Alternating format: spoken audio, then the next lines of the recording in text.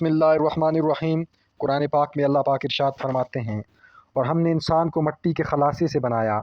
پھر ہم نے اس کو نطفے سے بنایا جو کہ ایک محفوظ مقام میں رہا، پھر ہم نے اس نطفے کو خون کا لوتھڑا بنا دیا، پھر ہم نے اس خون کے لوتھڑے کو بوٹی بنا دیا، پھر ہم نے اس بوٹی کو ہڈیاں بنا دیا، پھر ہم نے ان ہڈیوں پر گوشت چڑھا دیا، پھر ہم نے اس کو ایک دوسری مخلوق بنا دیا۔ کیسی بڑی شان ہے اس اللہ کی جو سب سے بہتر بنانے والا ہے۔ پیارے دوستو، اس آیت میں انسان کی پیدائش کے بارے میں بیان کیا گیا ہے کہ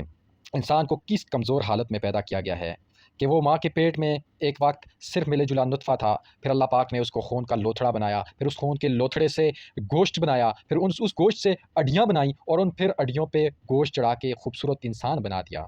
پھر اس کے بعد وہ انسان پیدا ہو کے اس دنیا میں آ جاتا ہے، اور پھر اللہ پاک کی دی ہوئی نعمتوں سے فائدہ اٹھا کر وہ کمزوری کی حالت سے ایک بچہ نوجوان بن جاتا ہے، پھر وہ خوبصورت جوان بن جاتا ہے۔